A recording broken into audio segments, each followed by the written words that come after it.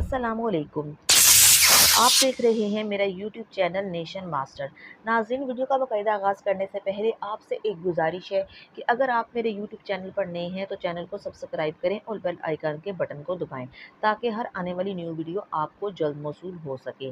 नाज़रीन, एक यतीम बच्चा और आगे जाके दुनिया के लीडरों में से एक, जिसके मरने के 20 साल पूरे होने वाले हैं, लेकिन आज भी दुनिया उसे याद करती है। सद्दाम हुसैन के मुल्क इराक का इस्लाम से बहुत ही गहरा ताल्लुक है, क्योंकि इस्लाम के बड़े बड़े पैगंबर इब्राहीम अलैहिस्सलाम, लूत अलैहिस्सलाम, यूनुस अलैहिस्सलाम सब इराक में ही पैदा हुए थे। इराक के एक छोटे से गांव में एक यतीम बच्चा पैदा हुआ जिसका नाम सद्दाम हुसैन था। कुछ लोग उसे एक हीरो समझते हैं और कुछ लोग उसे एक जालिम एजेंट। सद्दाम कोई आम बच्चा नहीं था। उसके पैदा होने से पहले ही उसका बाप मर चुका था। जब सद्दाम की मां को उसके शोहर के मरने का पता चला तो उसने सद्दाम के पैदा होने से पहले ही सुसाइड करने की कोशिश की। एक यतीम बच्चा होने की वजह से उसके दोस्त बचपन में ही उसे तंग किया करते थे, जिसकी वजह से ये कहा जाता है कि बहुत छोटी सी उम्र में ही वो अपने साथ एक स्टील रॉड रखा करता था और जो बच्चा भी उसे तंग करता था वो सीधा स्टील रॉड उसके सर में मारता था। मतलब सद्दाम हुसैन के दिल में बचपन से ही कोई डर नाम की चीज ही नहीं थी। कुछ अरसे के बाद जब सद्दाम हुसैन की मां ने दूसरी शादी की तो उसका सौतेला बाप सद्दाम हुसैन पर इतने जुल्म करने लगा कि वो 10 साल की उम्र में अपने घर को छोड़कर भाग गया और जाकर अपने मामू के साथ रहने लगा। और यहाँ से उसकी जिंदगी हमेशा के लिए बदल गई, क्योंकि उसके मामू का ताल्लुक इराक की एक छोटी सी पॉलिटिकल पार्टी से था। इस पार्टी में सिर्फ 100 या 200 लोग थे। जब इस पार्टी को सद्दाम हुसैन ने ज्वाइन किया तो उस पार्टी में सबको पता था कि सद्दाम हुसैन की उम्र तो बहुत छोटी है, लेकिन इस पार्टी का सबसे वायलेंट और बहादुर मेंबर है। जैसे ही सद्दाम हुसैन ने इस पार्टी को ज्वाइन किया तो उस वक्त उस पार्टी के लोग अमेरिका की CIA के साथ मिलकर उस वक्त के इराक के वजीर आजम को मारने की प्लानिंग कर रहे थे। ये एक मुश्किल प्लान था। उस काम के लिए ने एक बहुत ही खतरनाक बंदे की जरूरत थी। उन्होंने इस काम के लिए 24 साल की उम्र के सद्दाम हुसैन को चुना।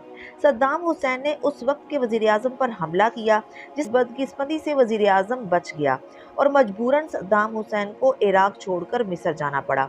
दो इस हमले में सद्दाम हुसैन को नाकामी हुई, लेकिन सद्दाम हुसैन की बहादुरी से लोग मुतासिर होने लगे, खास तौर पर अमेरिका की CIA सद्दाम हुसैन को इराक के फ्यूचर लीडर के लिए तैयार करने लगी। सद्दाम हुसैन की पार्टी जैसे ही इलेक्शन जीती तो सद्दाम हुसैन 30 साल की उम्र में वापस इराक आ गए और दूसरे सबसे पावरफुल इंसान बने।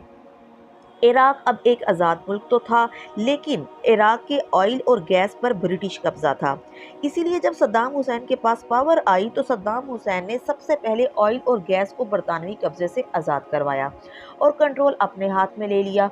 यहाँ से सद्दाम हुसैन इराक के लोगों के लिए एक हीरो बनने लगा।